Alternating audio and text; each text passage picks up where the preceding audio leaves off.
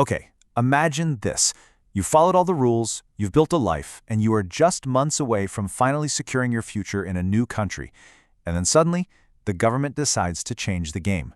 Well, that's the tough reality for hundreds of thousands of people in the UK right now, all because a new proposal is threatening to completely upend their lives. So today, we're going to break down this huge debate around what's called indefinite leave to remain. You know, behind all the political jargon and the immigration policy debates, there are real people. People who've made these massive, life-altering decisions based on a set of rules they absolutely trusted. And one member of Parliament shared a story that really brings the human cost of all this into sharp focus. Just think about that for a second.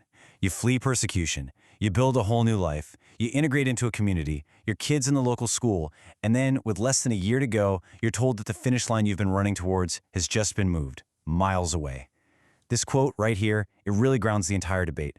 It's about promises, it's about trust, and it's about the stability of families. To really get why this is causing so much turmoil, we need to get to grips with the key concept right at the center of it all: indefinite leave to remain. So, ILR. Think of it as the finish line for many legal immigrants here in the UK. It's that point where you can finally stop stressing about visa renewals and just feel settled. It's the bridge that takes you from being a temporary resident to becoming a permanent part of the community. You usually have to pass a Life in the UK test, prove your English is up to snuff, and for years the path to get it has been pretty clear. But now, well, that's all changing. So what are these changes we're talking about? Well, the government is planning a major overhaul of the timeline to get that settled status. And look, this shift is, well, it's dramatic. For years, the standard waiting period for ILR has been 5 years. The new proposal? It would double that to 10 years for most people. And for some, like the care workers we rely on, it would be a staggering 15 years. That is a massive change if you're trying to plan your life here. And here is the real kicker, the part that's causing all the uproar. The changes will be applied retrospectively. What does that mean? It means these new, longer timelines wouldn't just affect people who arrive tomorrow. They would also apply to people who are already here in the UK, some of them years into that 5-year path, working towards a goal they thought was set in stone. And that brings us to the phrase that was used over and over again by opponents in Parliament. They said applying these changes now isn't just a small policy tweak, it's a fundamental betrayal. They called it moving the goalposts. Opponents basically framed this as tearing up a contract. They said, look, people came to the UK to fill critical jobs based on a really clear deal. Work hard, pay your taxes, follow the law, and in 5 years, you can apply to settle down for good. To change that deal halfway through was described as just un-British, a violation of fair play.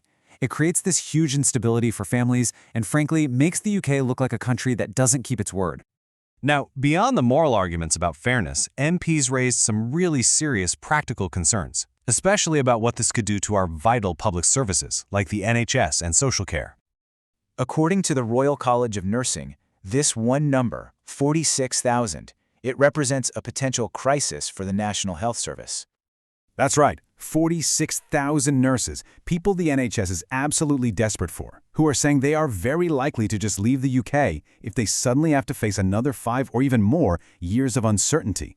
I mean, at a time when the health service is already struggling to keep staff, this policy could, as one MP put it, just completely worsen the retention crisis. And this chart really puts it all into perspective. It highlights the global competition for talent. The argument is pretty simple.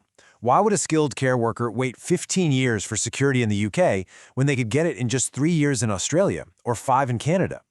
The big fear is that the UK becomes just a training ground for its competitors. We attract talented people, train them up, and then watch them leave for a more stable future somewhere else. Okay, so that's the argument against, but what is the government side of this? What's their rationale for these sweeping changes?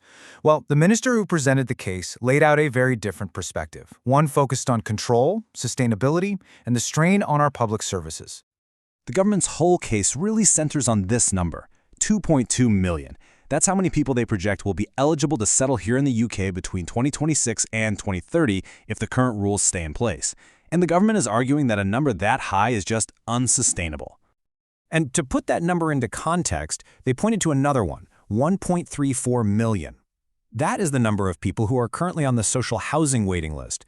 So the argument goes, Allowing millions more to settle so quickly would put an unbearable strain on public services like housing, and that just doing nothing is not an option. And this quote from the minister really gets to the core of the government's whole philosophy on this. The goal is to shift the system away from being what they call a conveyor belt to citizenship that's just based on how much time you've spent here. Instead, they want a system where settlement is actively earned through a proven contribution to British society. So when you boil it all down, the debate really comes down to two big competing ideas of what is fair and what is necessary for the country. On one side, you have the principle of individual commitment, the idea that a promise made to people who did everything right simply has to be honored. But on the other side, you've got the principle of national control, the idea that a government has a duty to manage the overall impact of immigration for the public good, even if that means changing the rules. And that leaves us with this final, really powerful question. It's a dilemma that goes way beyond immigration policy, doesn't it?